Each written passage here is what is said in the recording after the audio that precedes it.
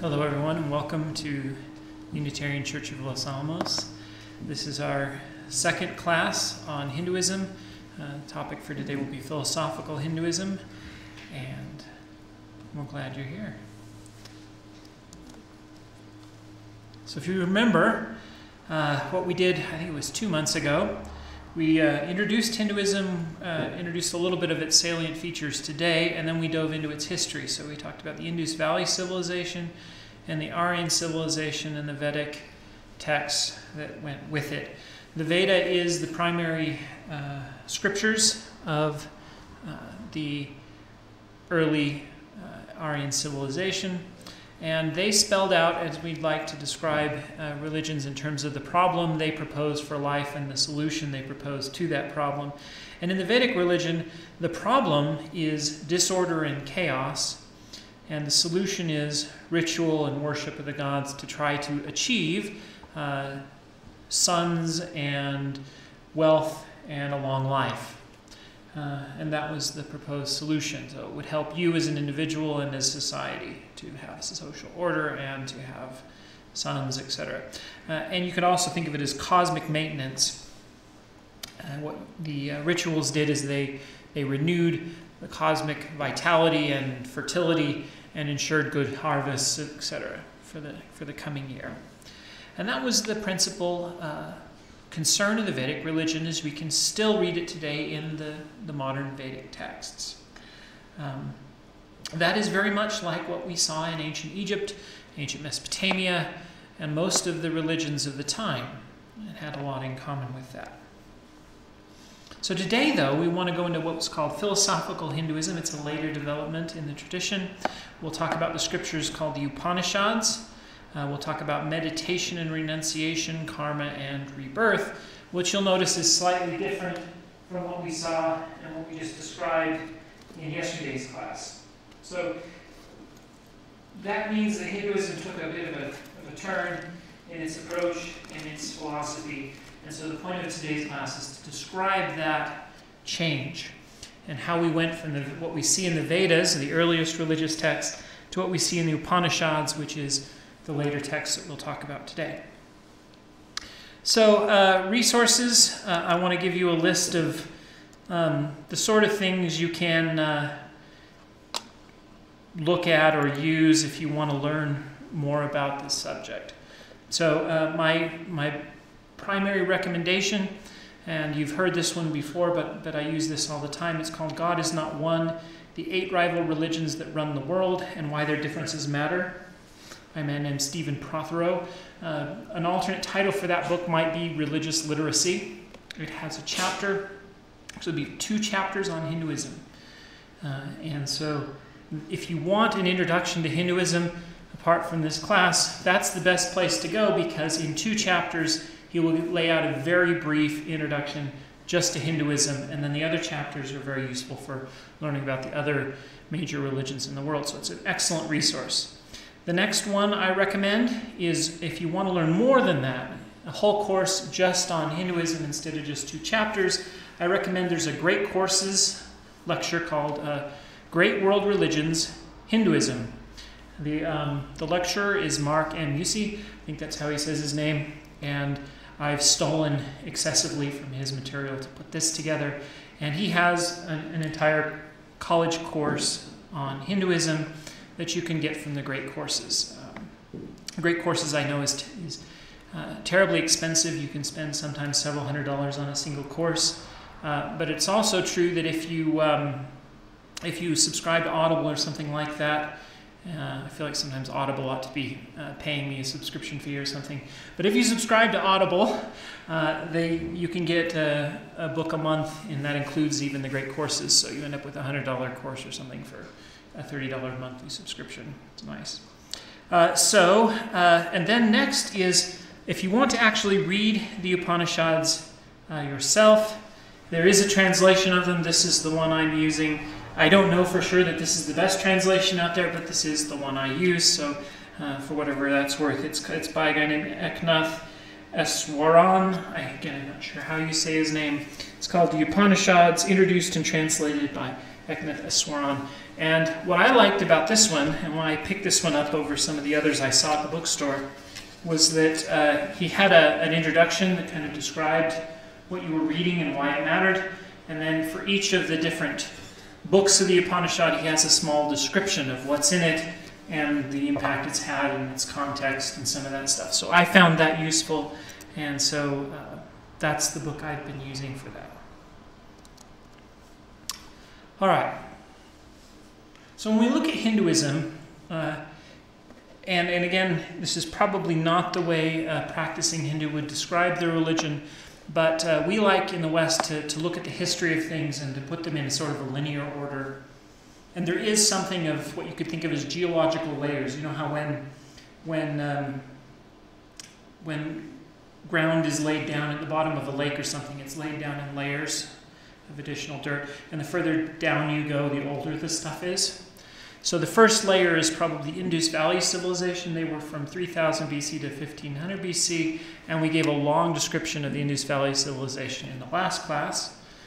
And then we have the Aryan and Vedic religion that appears around 1500 to a little bit later, and the Vedas, which are their primary scripture, from about 1200 BCE.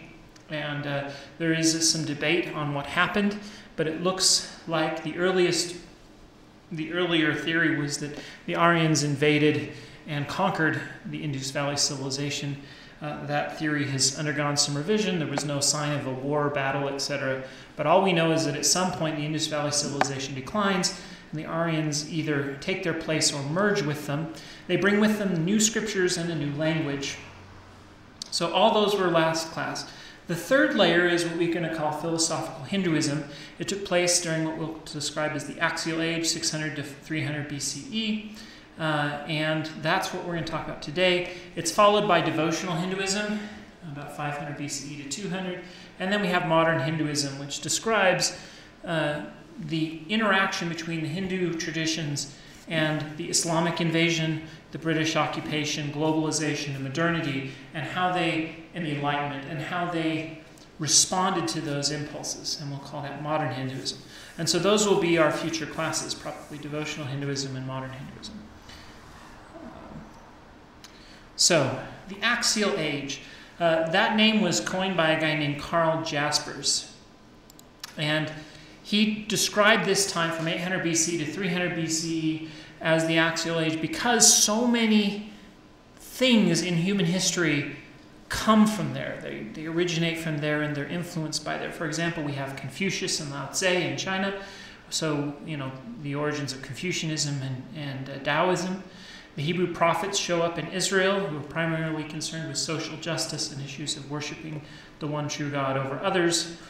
We have Homer and Plato in Greek, Zarathustra in Persia, and we have the Upanishads and the Buddha and the Jains all appearing in India, all about this time period. So this time period seems to be very fruitful in the human condition. And I should point out that because these places were more interconnected than we think, there's probably influence between them that causes this major shift. And there was a major shift in the purpose of religion, how it functioned in people's lives, and what it was all for, and how people thought about religion. So we're going to try to describe that shift a bit.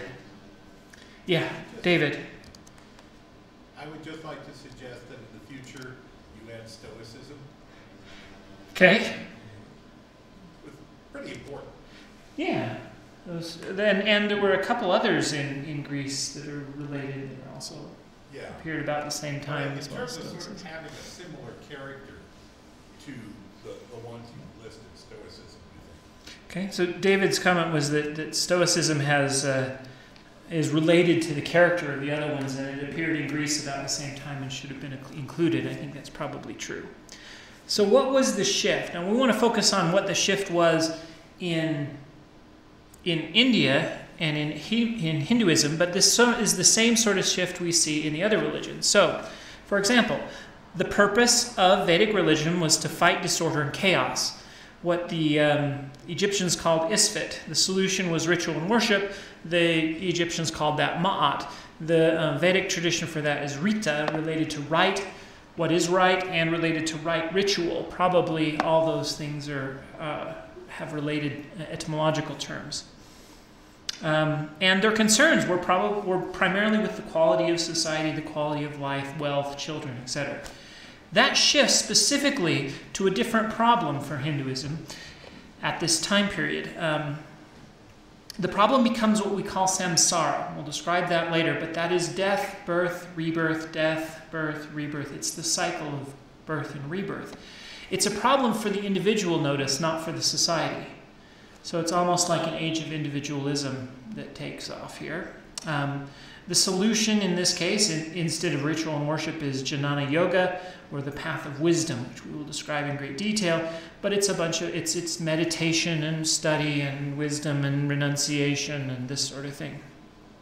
Their concerns are about the nature of the self, the nature of ultimate reality, life after death, etc. Things that the Vedic religion doesn't really care about. They talk about life after death, but they seem confused about what happens to you after you die.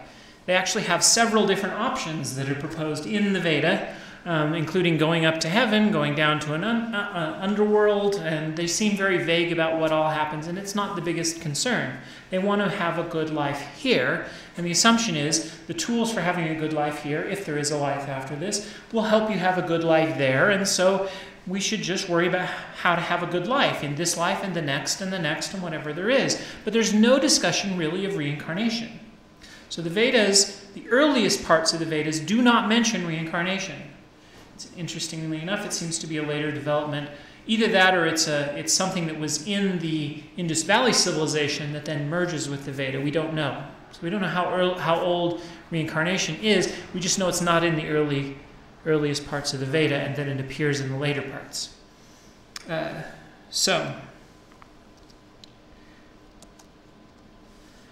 If you remember the scriptures shift from the Veda, which had 4 parts, to the Veda plus the Upanishads, which are this new chunk of text that's written later. In fact, I believe that modern Hindus consider the Upanishads part of the Veda, but it's a very distinct text with different concerns, it was written at a different time. So we have the old Veda, and then we have the Veda plus the Upanishads that then later get lumped in with the whole thing known as the Veda at a later date. The gods change. In fact, the primary god of the Vedic tradition was Indra. And Indra is very much like Zeus. He's a god of thunder and rain and the monsoons, and he has a lightning bolt and that sort of thing. He also slays the dragon to create the world. And so if you remember my Mesopotamia course, he is very much like Marduk, who becomes the king of the god and slays Tiamat to create the world. And those are the Vedic traditions about Indra. We also have Agni, the god of fire, Varuna, Soma, which is the intoxicating drink, which is also personified as a god, and Rudra, who protects Rita, the principle of right, much like the goddess Ma'at does in Egypt. But in classical Hinduism, or philosophical Hinduism, the gods shift to Brahma, Vishnu, and Shiva. Although Brahma is almost never worshipped today, he has an important part in the pantheon, despite the rarity of his worship. Vishnu, however, and Shiva are 2 of the most commonly worshipped deities. Probably the most common today is Ganesha, who is the god of thresholds, because everyone has to pray to Ganesha when they start a new endeavor, etc. But in terms of the importance in the pantheon, these 3 become the most important. So there's a shift in what gods are worshipped. There's a shift in what they care about. So in the Veda, you remember we had some key concepts from last time. We had the tapas, rita, and atman, including karma, where tapas is the fire and the heat that burns the sacrifice and breathes life into all things. Rita is that truth, justice, and the Hindu way. And karma is seen as ritual merit brought about by doing the rituals that ensure Rita. So karma is this ritual action that ensures Rita and keeps the world running. And then they had some discussion of the Atman. The Atman is a word related to the English atmosphere, and it means the soul, the spirit, the soul, the Atman. But in Jnana, Hinduism, which is our classical Hinduism, or our what we're calling the wisdom, the path of wisdom, or philosophical Hinduism. Those are all names for the same sort of thing. Jnana, tapas still exists, but it has a different interpretation. Tapas is the heat and the fire and the energy that one develops during meditation. Karma exists as well, but karma shifts its meaning from being the ritual to well, we'll talk about karma in just a minute in great detail, but I'm trying to think of a good short description without doing the whole long thing. A good short description of karma might be good or bad brownie points that determine how you are reincarnated. Samsara, of course, is that path of reincarnation, and Moksha is liberation from it, and Brahman is ultimate reality, and Atman is the nature of the soul. So now they're less concerned about just the soul as the breath. They want to talk about the nature of the soul, the nature of ultimate reality, and the problem of reincarnation and karma and samsara. And so, again, these are the shifts in key concepts. So let's talk about karma. To the Jains, karma is a physical substance that kind of clings like lint or iron filings on a magnet. It's some purish substance that clings to our souls, and as we do good actions, we accumulate good karma, and as we do bad actions, bad karma accumulates and clings to us. In classical Hinduism, they think of it more like an energy. So it has less of a physical sense, so less like iron filings and more like ripples in a wave. And so you'll notice for this picture, I took a droplet of water and dropped it into a cup, and it creates these ripples. But you'll notice how the ripples are bunched up in kind of a shock of 3 in the middle. And what's happened is the ripples have gone all the way out, hit the edge of the cup, and started coming back in. And so the principle of karma is that all of our actions are ripples in a pond. Every action drops a stone into a pond and creates a ripple. And the principle is that that ripple always is reflected back to us. It's also, do you remember The Princess Bride? Maybe this is just me, but that is my favorite movie of all time. And there's this great line in there where he says, you know, the kid that the grandfather's reading to says, well, she can't be dead, you know, that wouldn't be fair. And he says, life isn't always fair. Where is that written? Life isn't always fair. The Hindu concept of karma is that life is fair, perfectly, completely, and absolutely balanced. Because every time we create a bad action, the bad consequence that is equal to that action will return to us. Not because there is a God in heaven who judges us. So it's not a personal God who judges us for our actions, creating good and bad consequences. It's a natural law. Just like every action has an equal and opposite reaction in physics, they would say every moral action has an equal and opposite consequence, and it always befalls the actor eventually. Now, they weren't dumb, and they noticed that in this life, sometimes things look like they're not fair. People do bad things and prosper. People do great things and get sick and die. And so the concept of karma is tied to the concept of rebirth, such that things become fair either in this life or in the next. So when bad things happen to us in this life, it's because of some action, some karmic action we took in a past life. And now these are the consequences befalling us in this life. And that's why bad things happen to good people, because in a past life they were bad. And when good things happen to bad people, it's because in a past life they were good, and they will pay for their poor actions in another life if they don't pay for them in this life. So ultimately, everything is fair, which of course requires this concept of samsara, or re-death. It was originally thought of not as rebirth or reincarnation or transmigration of souls, as the term used in Greek philosophy. It was originally thought of as re-death, because the problem wasn't that we get to live again, it's that you have to die again over and over and over and over and over again. And if you live through this life, you die in the end of it, and you get to live again, so you die again and again and again. And the thought was intended to be horrifying. Most people in the West seem to think of reincarnation as a good thing. Maybe I get to have a Ferrari in my next life. Maybe I'll get the girlfriend that I didn't get this time. And it's a romantic, happy, good thought. But for a Hindu, you're probably going to be resurrected as a fish and end up with a fish hook in your mouth, and it will hurt a lot. And life is short, brutish, and painful for the vast majority of living creatures on this planet. And we will be born over and over and over again and have to die over and over and over again. And that's a horrifying concept to them. And so samsara, rebirth, is the way in which karma is made, the way in which karma is ensured so that life becomes fair, but it also requires more than one life to happen, and that is not a good thing. It's something to be transcended and escaped from. This is now the central problem of life. So every religion has a problem and a proposed solution. So once we leave the Vedic tradition and enter philosophical Hinduism, this becomes the core problem. We have to escape this cycle of dying over and over and over again and find a way to peace, because this cycle is not a cycle of happiness, but a cycle of pain.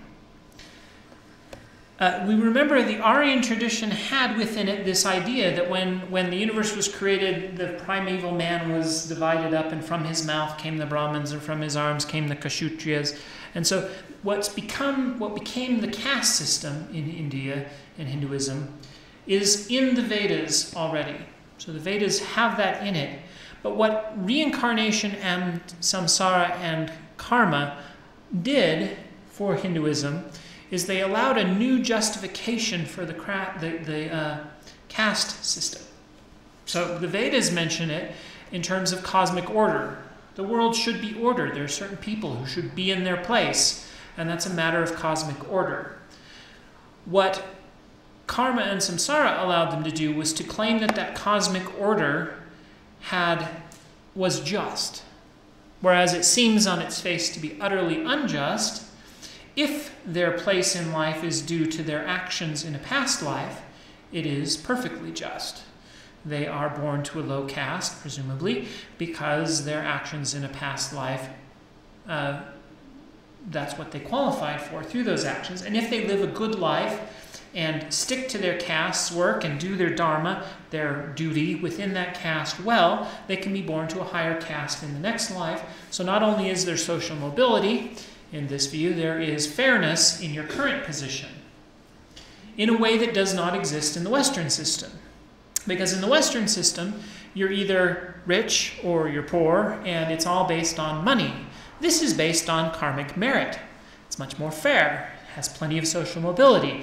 But all of that, of course, depends on you accepting this idea of karma and rebirth. Without that, this is a monumentally unfair system. But if you believe in the doctrinal underpinnings, it's a monumentally fair system. And so you can imagine that creates conflict between those who believe in the doctrinal underpinnings for the system and those who do not. Now again, the system already existed in the Vedic tradition. What the new philosophical Hinduism allowed them to do was to create a justification for it that made it fair. Now this is also, interestingly enough, exactly the justification the Mormons used when they talked about why black people could not hold the priesthood. Because their actions in a previous life had not qualified them to hold the priesthood, and that was a teaching they taught for hundreds of years before they renounced that, gave them the priesthood in 1978, and then tried to tell everyone that teaching was never doctrine to begin with. It was all just speculation, but it was taught for years. It's the same justification, and it shows up in multiple religious traditions down multiple paths.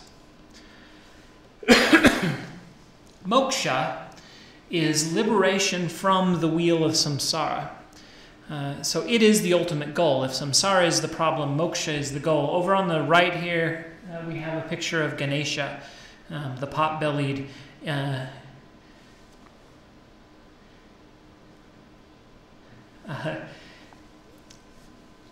animal-headed god of thresholds and prosperity. And he has a rope that he uses to rescue devotees. He's got 4 arms and he's holding different things. A rope, a drum to beat in the worlds, and in one hand he's got, actually I think I got the drum wrong, he's got the rope and I can't remember the other hand. And in the third hand, he holds a sweet cake. The sweet cake is meant to represent the sweetness of final liberation. I can't remember what he had in his other hand. The drum is Shiva, so I've got that mixed up. Elephant-headed. For some reason, the word elephant escaped my brain for a minute, and I hate it when that happens. All right. So, if moksha is the goal, we have now set ourselves a problem and a goal. And one of the principal features of Hinduism is that they often talk about many paths up the same mountain. They are the perennial philosophers par excellence, and they will often talk about how it doesn't matter whether you believe in Hinduism or in Judaism or Christianity, all those things are just different paths up the same mountain. Well, where did that come from? Why do they think like that? Well, the answer is twofold. First of all, if you believe in reincarnation, you don't have to make it to the top in one lifetime. So if you believe in an inferior religion, which it's possible for them to conceive of, their religion being superior, but if you believe in an inferior religion, and you believe in karma, and you believe in reincarnation, it doesn't matter. You see, the panic to save other people's souls in Christianity comes from the view that there is a certain point at which there is a judgment, and if you don't get your act together, by that point you will be burned forever. And if you believe that, you have to go out and convert everybody, and nothing else matters, because you've got to save their souls, because infinite pain and suffering, if you can spare somebody infinite pain and suffering, that's infinite worth, and so you do anything to save their soul. Well, and saving their soul means converting them to Christianity, because you have to believe in Christianity to be saved. Well, in Hinduism, you don't have to believe anything to be saved. You have to escape samsara. And you don't have to do it in this life. You can do it in the next. And if you live a good life, according to the principles of your religion, you'll probably be resurrected in a better next life with a more advantageous position from which to escape samsara. So they don't have to save you now. In fact, most Hindus don't attempt to reach moksha in this life. They just want to have a better resurrection, a better rebirth, so that they can achieve moksha in another life. And they have the same view of other people. So they don't have to make you all Hindus in this life. You just have to live a good life, and in the next life you'll be born in a position where you can escape samsara. It's also different because you don't have to be a Hindu to escape moksha, to achieve moksha, to escape samsara. And so that's also different. But it's another important reason for this is because within the Hindu tradition itself, there are multiple solutions, multiple ways of getting moksha. There are three specifically that are mentioned in the Bhagavad Gita, which we'll talk about in the next lecture. The first is the karmic yoga. This is the way of action. And it's tied to Vedic tradition, although it's not actually expressed in the Vedic tradition. It's tied to the Vedic tradition because the Vedic tradition is all about offering sacrifices, pleasing the gods, and doing your duty. So the way of action is to please the gods, do your duty, and achieve good karma so that you'll have a better resurrection, a better rebirth. I keep saying resurrection, better rebirth, and you'll climb the ladder of better and better rebirths until you achieve moksha. That's one way out. The other way out is Jnana Yoga, which is what we're talking about today. That's the path of wisdom. And that path includes meditation and austerity and renunciation of the world until you no longer cling to the world, and that lets you let go of the world. And once you let go, you can achieve moksha. And that's philosophical Hinduism. Devotional Hinduism says we aren't good enough to get ourselves out of this mess, so we worship a God with love and devotion, and if we are devoted enough to that God and worship that God with all of our hearts, mights, minds, and strength, then that God will reach down, and save us and give us moksha. You can almost think about the Jnana and karmic yoga as the way of works, and the Bhakti Yoga, the way of devotion, is the way of grace. But unlike Christianity, where people yell at each other because they figure if you get this works and grace thing wrong, you're going to hell, in Hinduism, there's this view that you can either be saved by your works or you can be saved by grace through devotion to a deity, and both ways work. Pick the one that works best for you. with that background and history of how Hinduism works, there's no wonder that Hindus tend to be more willing to embrace or consider other religious positions. They like to absorb other traditions instead of rejecting them. In fact, that's what philosophical Hinduism itself did. So when philosophical Hinduism grows out of the Vedic tradition, it doesn't throw away the Veda. It will simply reinterpret the Veda, just as it reinterpreted the concepts of karma and tapas and rita. It took all those concepts and reinterpreted them and made them its own, and then the Veda became even more sacred than it was before, even though they interpret it very differently. So, that means that if there's multiple ways up the mountain, there's also multiple valid human pursuits. I think we mentioned this before, but you can pursue your dharma, which is your rightness, moral values, artha, which is prosperity, economic values, kama, pleasure, psychological values. That's where the term Kama Sutra comes from. And then moksha, which is this liberation, which transcends them all. So there's multiple things that are of value in this life. And there isn't just one thing that's of value. These are all of value. And you can pursue your dharma, artha, and kama, all while achieving good karma. And then at some point you have to let it all go and look for moksha. Now, the other point I should make is that bad karma isn't all that binds us to the wheel. So we're bound to this wheel of rebirth. Our slavery to the wheel of rebirth is due to karma. Karma is what binds us to the wheel. And not just bad karma, but good karma too. Because as long as I have good karma that hasn't been rewarded, then I'll need to be reborn. As long as I have bad karma that hasn't been punished, I will need to be reborn. So to escape rebirth and achieve moksha, one of the things you have to do at some point is set aside all karma, good and bad, and transcend karma itself. So karma is also then part of the problem. And part of that is your own sense that life has to be fair. Because as long as you feel like life needs to be fair, you will need to be born again so that it can be. And so you have to somehow give that up. It seems like in the Axial Age, part of what happened was people became dissatisfied with the sacrifices because they realized that they really needed something more in life.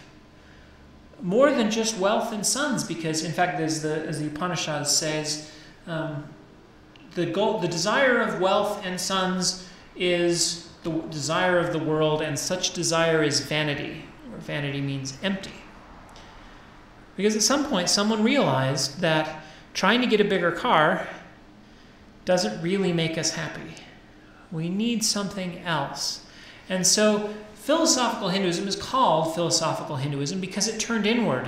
And it said, maybe what we don't need is more kids, more houses, more wives, more cars. Maybe what we need is something in ourselves and something about the nature of reality. We need to see reality itself in a different way. Which brings us to Brahman. Brahman is, not to be confused with Brahma, the creator god. Brahman is what maybe it's best described as ultimate reality. What is real? So now we're going to start watching Matrix movies, right? Do you remember the line from the Matrix? What is real? Well, that's the question they're asking themselves. And they start delving into some of these, sometimes is why it's called the path of wisdom, but incredibly difficult and deep questions that are very hard to answer. Like, who am I? What is the nature of reality? What does it mean for something to be real? And so they start talking about Brahman, this ultimate reality, and they call him Nirguna Brahman, which is a god without attributes. So you'll notice that they've connected God and this concept of ultimate reality. Now, ultimate reality seems like an easy thing. Ultimate reality is this podium in front of me, this computer, this desk. It's the stuff all around me, you think, right? So what is ultimate reality has an obvious question. an obvious answer, it seems. It's all, reality is the atoms and the chair and it's the stuff that's real, right? But somehow you have to, well, they claimed that ultimate reality is beyond that somehow. So it becomes very metaphysical. Ultimate reality is beyond just the chair and the desk, and I'll talk about why in a minute. And it is indescribable, which leads to a problem. How do you describe the indescribable? So I've used this picture before to talk about what language is. But think about what language is. I see a cute kitten on the left. I have a concept in my head of that kitten is cute. So I attempt to perform a miracle, which is to take a concept from my brain and put it into your brain. And the way I do that is I have a symbol, a lexicon of shared symbols, and I say the words, cats are cute. You hear those words and you form an image in your head. And we pray that the image in my head and the image in your head are the same. The problem with this entire mode is that the two images are not the same. They are never the same.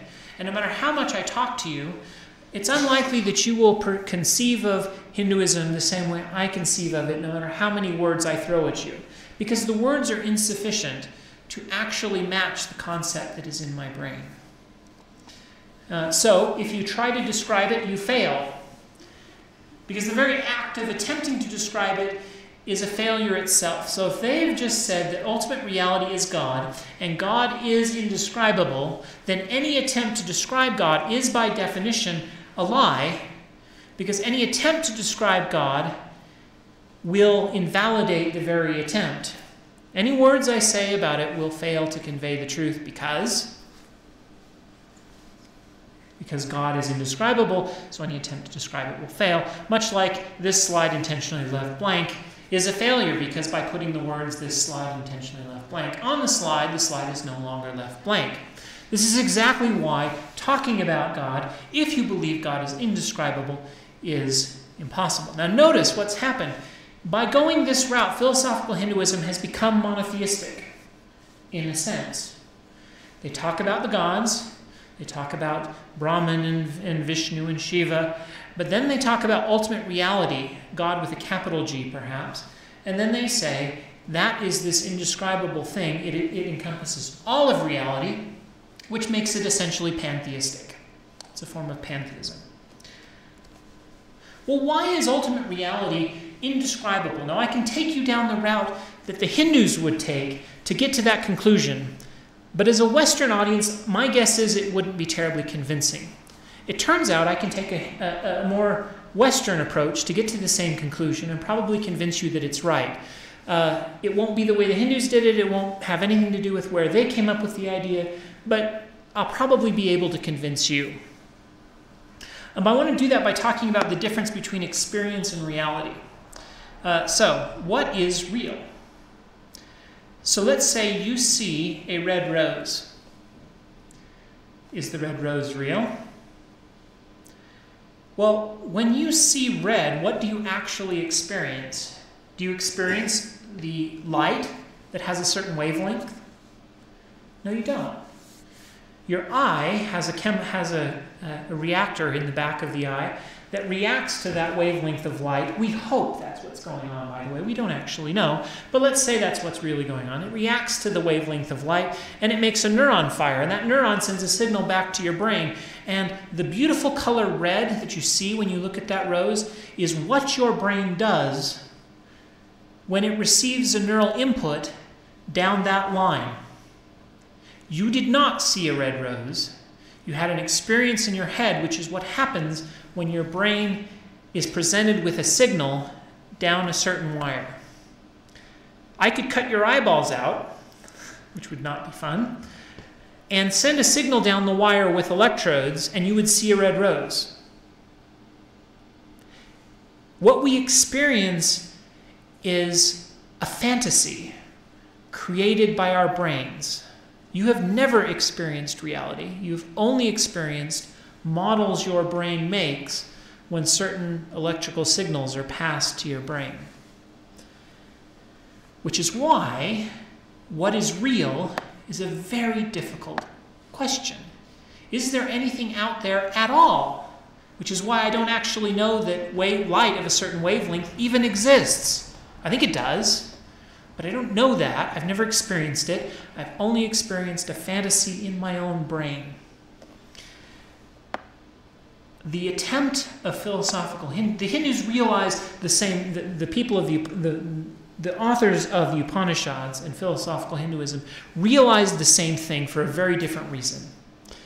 This is exactly the same realization that Plato came to when he created the allegory of the cave, which is that picture on the bottom left. It's a very small version of Plato's allegory of the cave. It's the same idea, that what you see is a fantasy created within your own mind. You do not see reality. The difference in the Hindu tradition is that they believe it is possible to see reality. You just have to look past all the illusions your mind is creating. And you do that in deep, careful meditation and through other techniques. And all the techniques are designed to create that awareness of ultimate reality behind the fantasies your brain creates. Now, my personal critique of that approach is there any reason to suspect that what you experience in a deep meditative state is any more real than what you experience when you look at the red rose? It's still something happening in your brain. But that's what they realized was that when they entered deep meditative states, they experienced a different reality than the one they experienced otherwise, an altered state of consciousness, if you want. And they associated that altered state with actual reality, and they associated this normal state of consciousness with the myth, with this cave that Plato says we're all in. And the goal was to get out of the cave, because as soon as you got out of the cave, you also escaped samsara and you achieved moksha. The achievement of moksha is the ability to see beyond our experience and see ultimate reality as it really, really is, according to the tradition. Which leads them to their discussion of polytheism, monotheism, is there a God, etc. In the West, there is a raging debate between the atheists and the theists about whether there is evidence that God exists. Is there a God? Is there evidence that there is a God?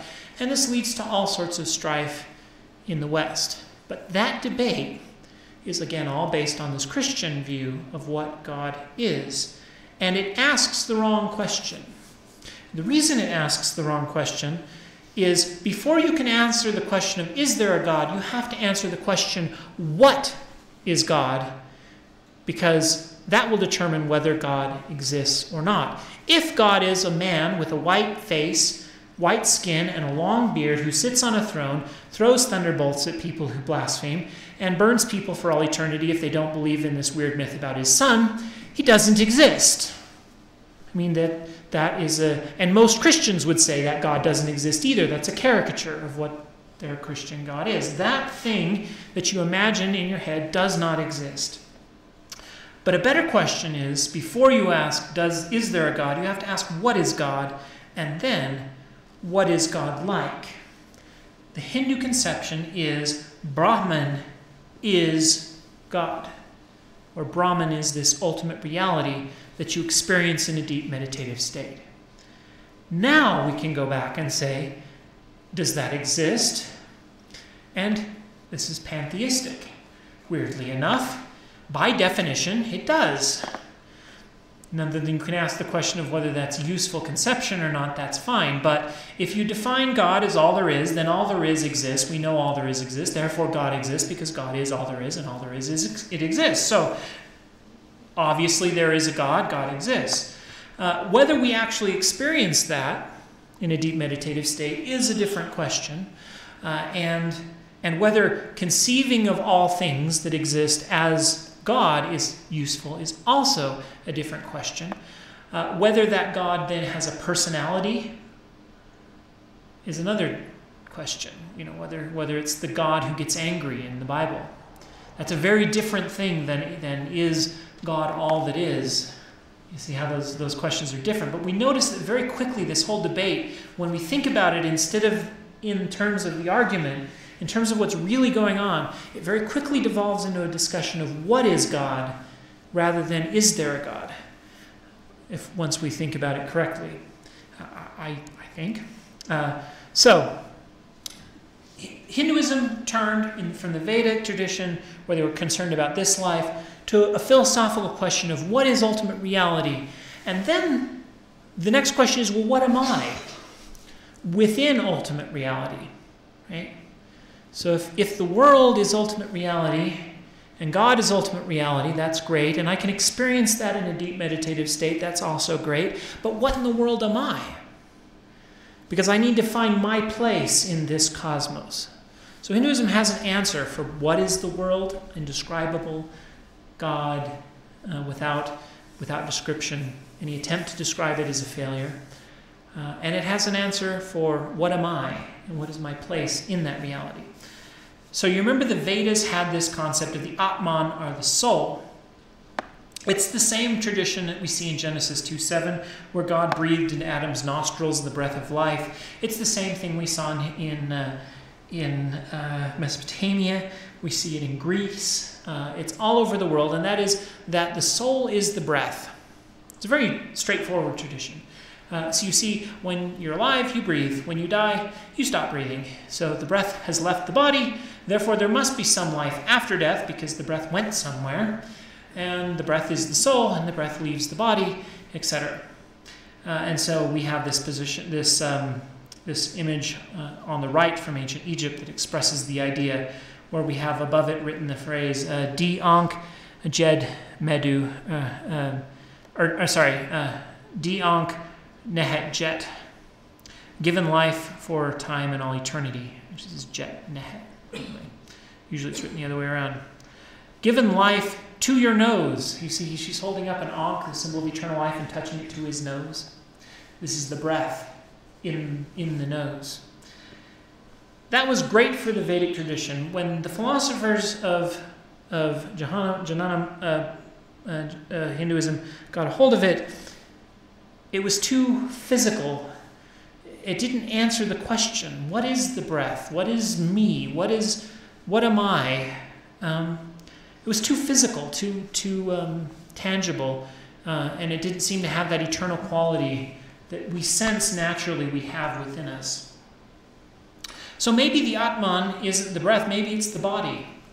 The problem, of course, with that is that when the body dies, the breath dies, and then we cease to exist. And maybe that's the truth. But there's a passage in one of the religious texts where a philosopher presents that to Vishnu, and he says, I can find no joy in that doctrine. Something more than the body is the soul. Now, the Atman is the soul. So they're saying the body isn't the soul. Now, if you give up the supernatural element of the soul and just talk about the self, it turns out the body isn't the self either. I mean, it's really hard to find the self. What is the self? It's a darn difficult thing to define. So again, there are Western ways of getting at the same concept. That and my favorite is the thought experiment of, quote, the machine. Has anyone heard the machine? It's the teleportation machine. Has anyone heard this thought experiment? So what you do is you have a machine, and you walk into this machine, and it scans your body, copies every atom, every electron in its position, and then squashes you like a bug. Then across the world, a machine puts together every atom, one atom by atom, every electron by electron, and rebuilds you. And you walk out of the machine with the same memories, the same thoughts. That person feels like you. As far as they're concerned, they are you. And unless there's something supernatural going on, they're you. They're a perfect copy of you. Now let's say the machine doesn't squash you. But now there are two of you. Would you be willing to use the machine? Because do you die when you go into the machine and a copy of you lives? Or is the copy of you actually you? Very quickly you get to this idea that our definition of me doesn't feel like my body. Something else has, because otherwise that is me. But if that's me, then there can be two of me. And I'm happy to quickly be teleported from here to there, because then I don't feel like I've died. But if I'm copied and then squashed, the one who's about to get squashed feels like he's dying. And now he doesn't want to use the machine because it feels like it kills him after the copy was made. And very quickly we get this feeling that whatever we're defining as the self, it's not the body. Buddhism will come to the same conclusion, and it will conclude from the same sort of thoughts, there is no self. The self itself is an illusion, one of the illusions that is in our mind, just like the color red from our rose is an illusion. So too, the self is an illusion. Well, maybe if the self isn't the body, maybe it's the mind. Of course, the mind changes moment to moment. If you're looking for a permanent, unchanging self, the mind sure as heck isn't it, because, this is the train of thought. My thoughts are not my own. I'm not in charge of them. I can't even make them stop for 5 minutes to meditate. They want to think about whatever the heck they want to think about, and they run away with me. And clearly, I'm not in charge of my thoughts. I don't control my thoughts. And my thoughts, each thought comes because of the thought before it, and that one comes because of the thought before it. And where is me in that? And so traditional Hinduism and Buddhism with it starts to see the mind as a sense organ. Much like smell or taste or sight, the mind sees the train of thought go by, but the mind isn't the train of thought. It just sees the thoughts go by, much like the eye sees light. What we want is not the thoughts of the mind. We want the thinker. If you're looking for the self, what you want is the thinker, not the thoughts. And so they went looking for the thinker.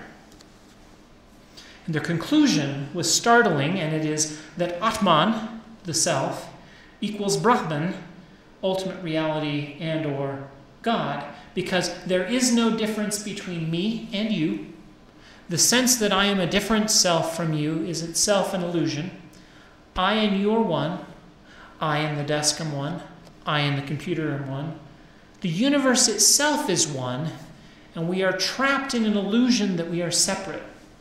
And as long as we think we're separate, we will be reborn. Now you notice there's multiple strains of this. As long as we think we're separate and we're subject to the illusion, we will be reborn in a separate body again and again and again. As soon as we realize it's an illusion, we can stop.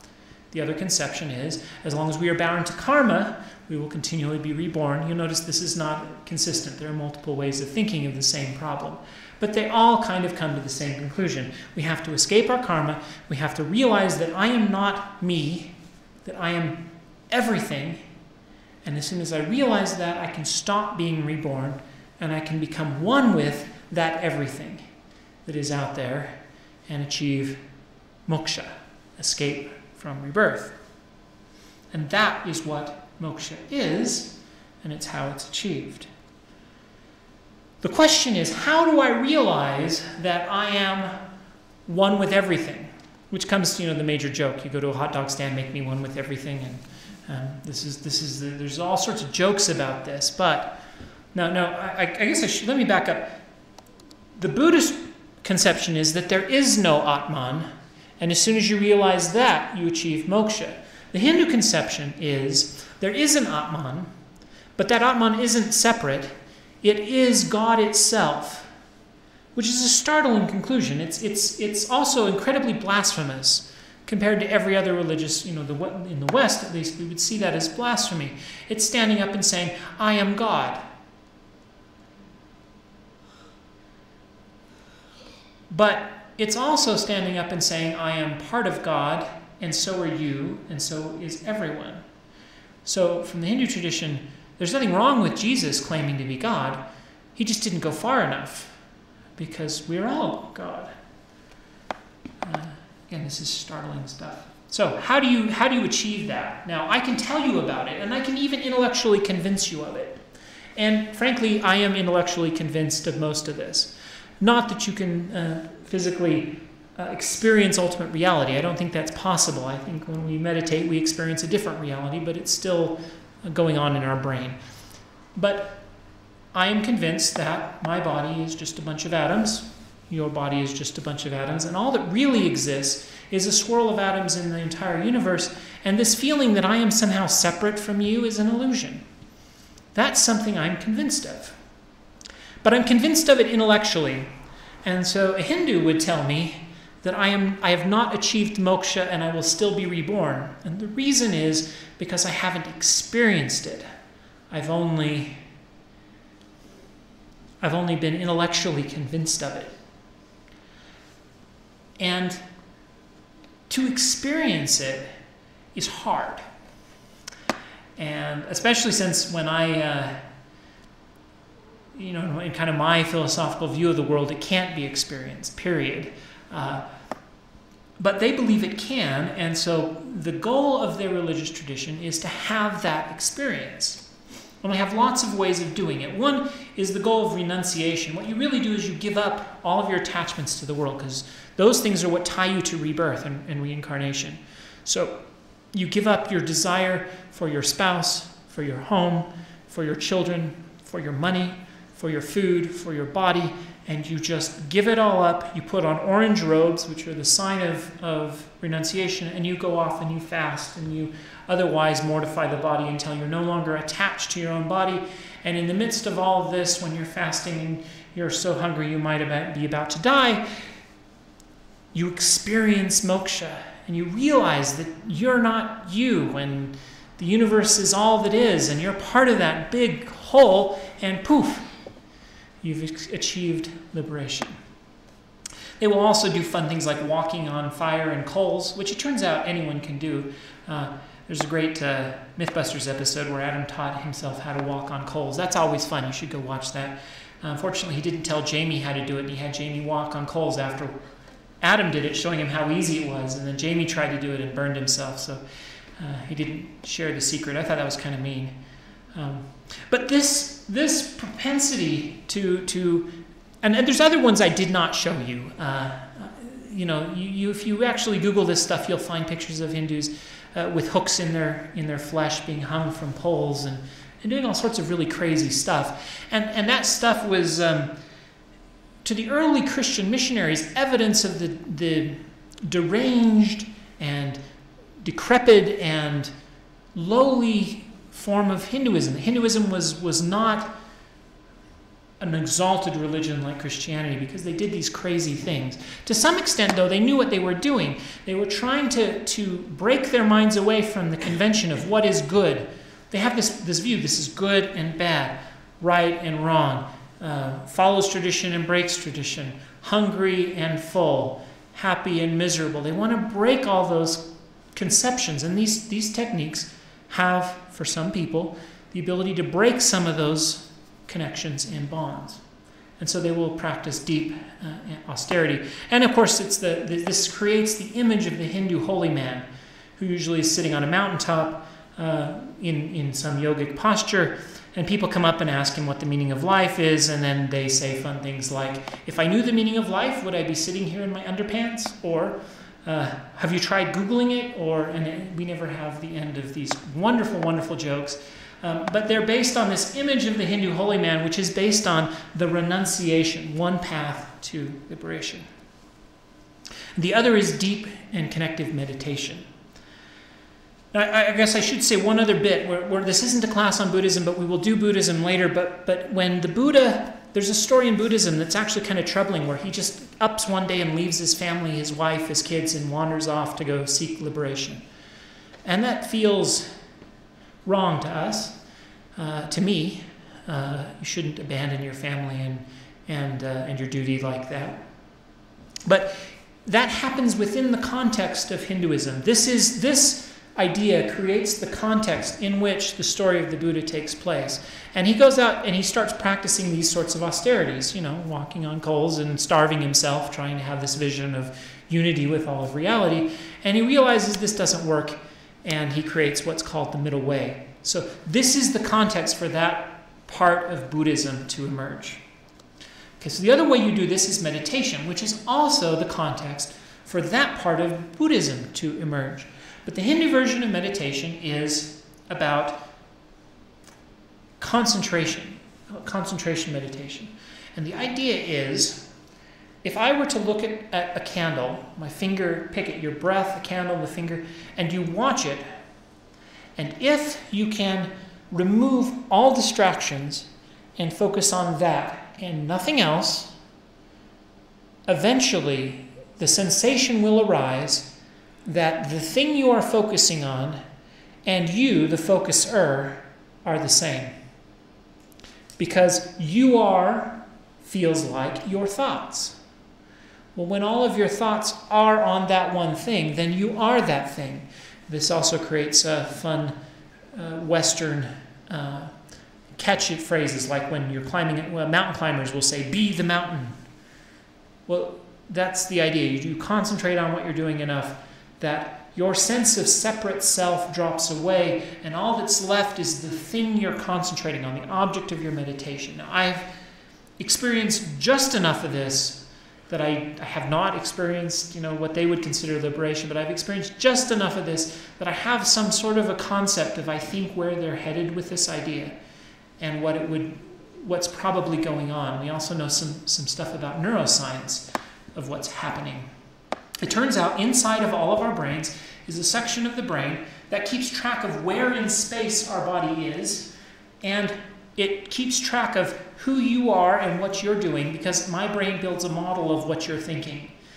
I couldn't have this lecture if I didn't do that. I have this model in my head of what you know and what you don't, and what I'm saying, and whether what I'm saying has conveyed a certain idea to you, and I'm keeping track of that. And I need that to communicate. And I need that to pick up this pencil. I need to know where my hand is and where the pencil is in space. And you can trick that part of your brain in all sorts of ways. The easiest way is to drive a car. And if you drive a car, you sort of associate your body with the space of the car. Every once in a while, you'll feel like your body drops away and you are the car, because you have a view of your mind in space of where the car is, and you're controlling the car and where other things are so you don't run into it. And that's the same trick your brain uses for where my hand is versus this pencil so I can pick it up. You can also trick it by playing computer games, especially with virtual reality glasses. You can really convince yourself that you have extra arms and legs and all sorts of things, because if your character in the game has them and you have some control over them and some feedback when they're touched or moved, very quickly you associate your body with these things. Now, if, for example, if my arm were to be cut off, and I were to put a prosthetic arm on, and if it had feedback from my neurons, it would feel like part of me. Again, this is another reason the body is not identical with the self, because I can chop parts of it off and they're not part of me as soon as they're chopped off, but I can put an artificial thing on and it becomes part of me as soon as I start getting feedback from it and have control over it. So that part of the brain can be tricked in all sorts of ways, but one of the ways to trick it is deep meditation, because when you meditate, it shuts down. And people have the sense of astral projection because they feel like they're floating outside of their body, because their brain forgets which part is their body and which part is their conscious. And it just feels like you've left your body and you're kind of floating.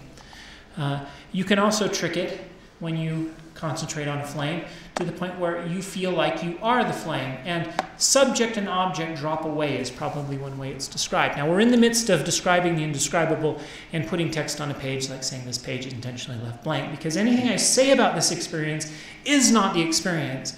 The only way to know the experience is to have it. And a really good analogy for this is the taste of salt. It's one that actually comes from Hindu traditions, but it's been used by everyone from Christian to Mormon theologians to describe things of religious experience, but it's actually a Hindu tradition, and they talk about the taste of salt. Salt dissolved in water. And what does salt taste like? I can tell you what it doesn't taste like. It's not sour, it's not sweet, right? But it tastes salty. Unless you've tasted salt, it's very hard for me to tell you in words what salt tastes like. Well, that's the same thing that's going on here. But again, meditation is one way to achieve that. You feel like you're one with the flame or your object of your meditation. So Hinduism has a whole slew of meditative techniques trying to create that experience. And now, again, what they interpret as happening during that experience is part of the theology. Because if you believe that suddenly you have this experience that I'm one with the candle, well, then I'm actually one with everything. I could have been focusing on something else, and then I would have, this rock over here, and then I would have felt like I was one with the rock. And then I could have felt like I was one with the stars and the sun and the moon and the planet. And I am actually one with everything. And that's such a blissful experience when you have it, that people associate that with being one with God itself, which they then define as this everything. And all it is dropping the illusion of our separateness away so that we realize the truth that was already there. We're actually part of something larger. These are called yogas. Yoga means to yoke. It's also related to the idea of a path. But what they're trying to yoke is the self and reality, the human and the divine, the Atman and the Brahman, the subject and the object. They want to yoke those things together. And yoga is a technique for doing that. And they have a long list of different yogas. One of them is the yoga of poses, where you have different bodily poses. And we in the West have become enamored with yoga, as we call it, which is specifically this yoga of poses, which was a meditative technique originally designed to create this sense of one with everything. That's what it was originally designed for. But yoga is much broader than this one concept of yoga that we use for exercise and stretching and mental health.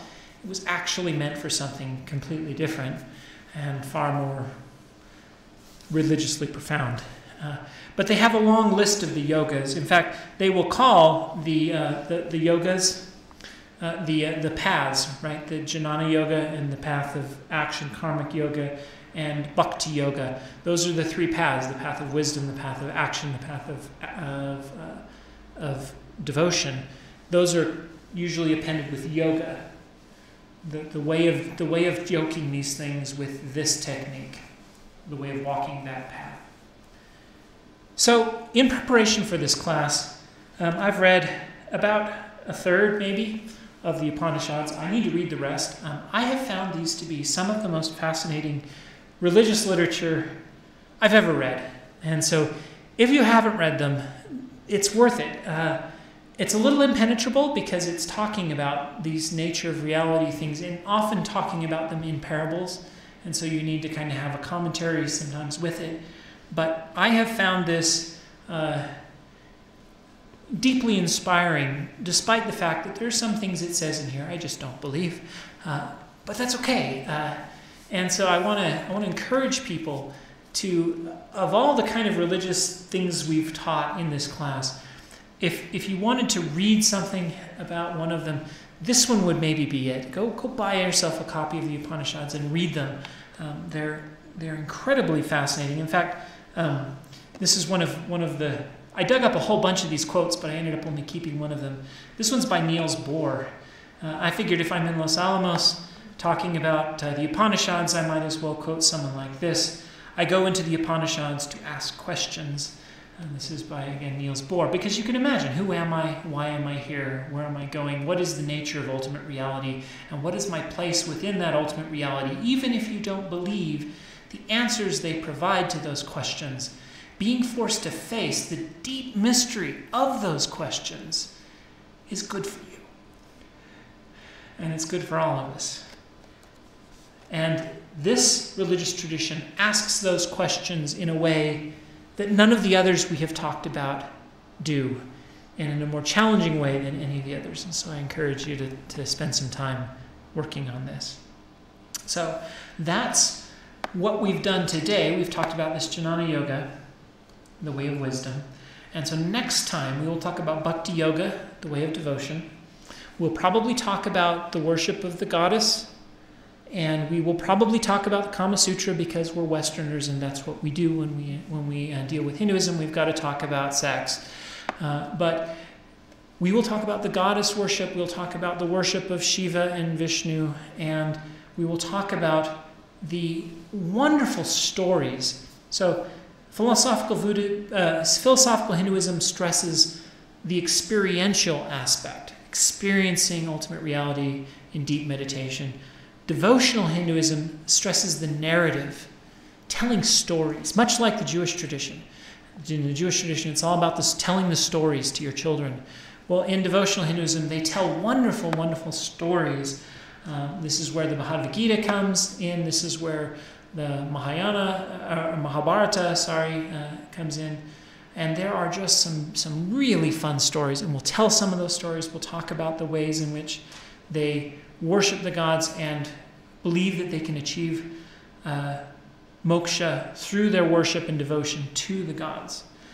And we'll talk about again the Kama Sutra and some of the more controversial aspects of that style of Hinduism.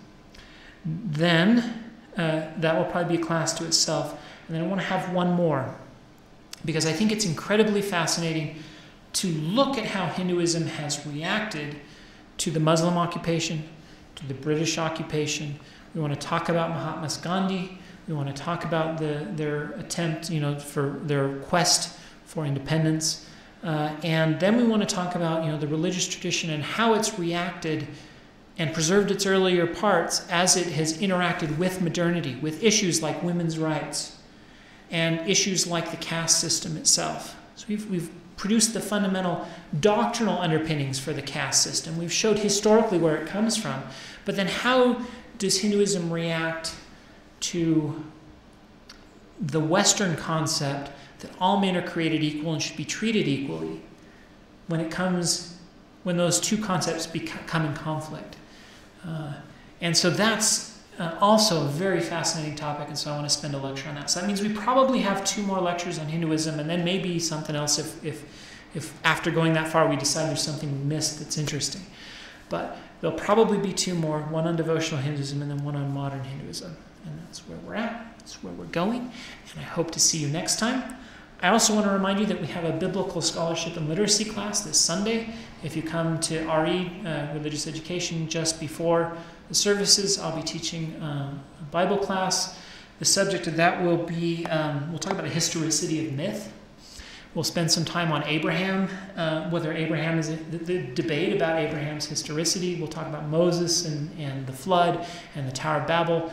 And we'll talk about the difference between a myth and a history. We'll talk about whether some of the myths are historical. And we won't answer that question. We'll just talk about it. And we'll have a really good time, and we'll introduce Abraham. And we'll take Abraham up to Abraham chapter 13. And so 14 will then be the next month. So thank you all for coming. That one is at 9:30. So that should be a lot of fun if you can come. I'll see you there. Thanks, everybody.